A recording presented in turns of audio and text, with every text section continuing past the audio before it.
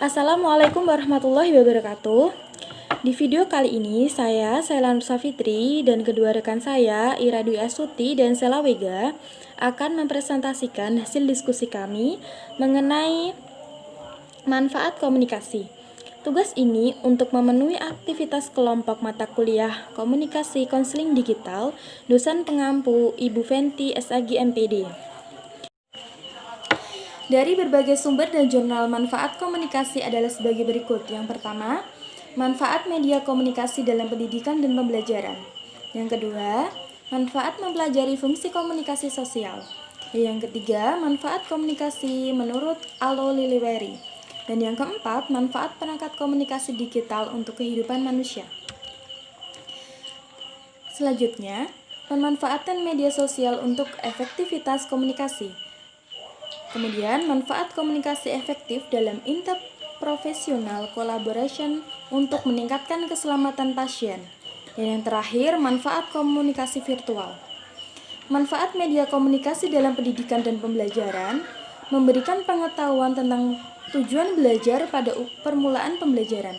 Siswa perlu diberitahu tentang pengetahuan yang akan diperolehnya atau keterampilan yang akan dipelajarinya.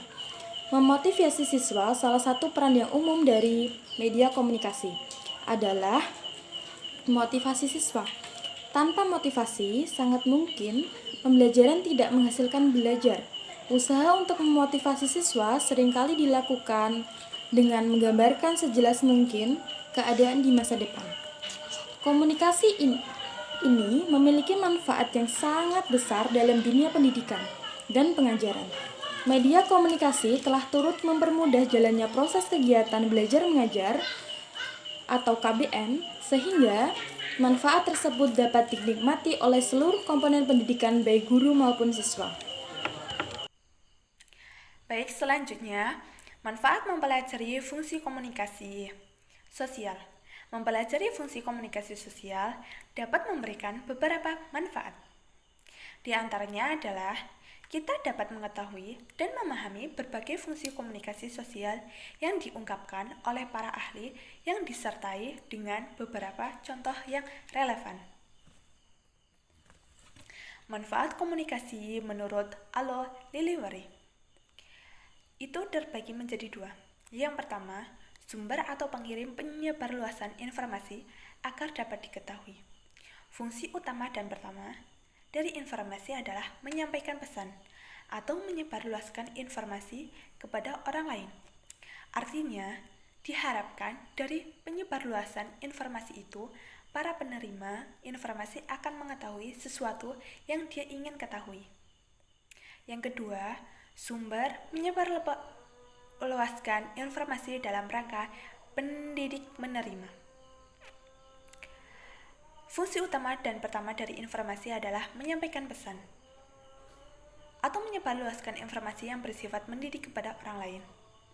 Artinya, dari penyebarluasan informasi itu diharapkan para penerima informasi akan menambah pengetahuan tentang sesuatu yang dia ingin ketahui.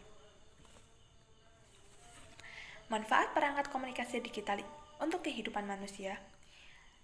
Yang pertama, memudahkan komunikasi. Sudah jelas, kalau manfaat utamanya adalah untuk memudahkan komunikasi sesama manusia. Selain mudah, waktunya pun lebih cepat. Ketika komunikasi masih menggunakan surat, waktu agar mendapatkan balasannya relatif lama. Yang kedua, mendapatkan informasi lebih cepat. Yang ketiga, berbagi informasi lebih mudah. Yang keempat, membantu proses belajar mengajar.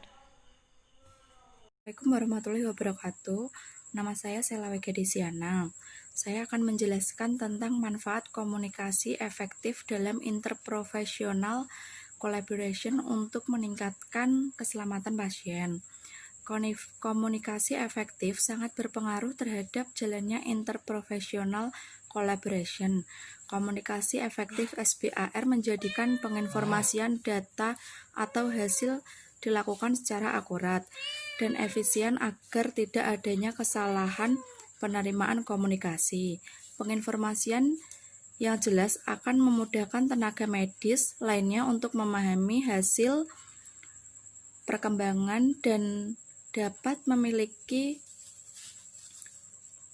memastikan keselamatan pasien.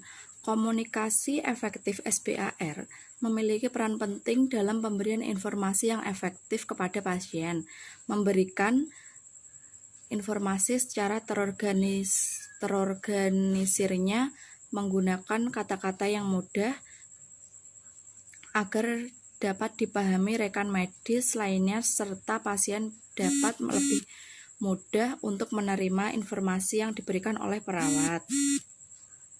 Selanjutnya, manfaat komunikasi virtual. 1.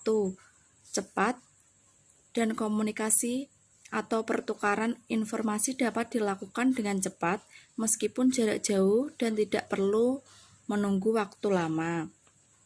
Yang kedua, mudah apabila sudah menguasai teknis operasional komputer dan fasilitas yang mendukung.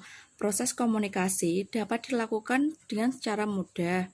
Yang ketiga, bisa dilakukan secara real time atau unreal time. Secara real time artinya komunikasi dilakukan secara langsung, yaitu komunikator dan komunikan berinteraksi dengan waktu yang sama tanpa adanya penundaan waktu yang memberi respons pesan yang diterima.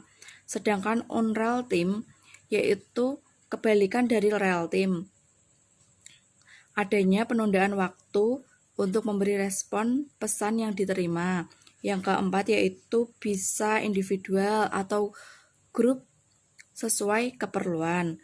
Yang kelima, jumlah dan jenis pesan besar atau beragam.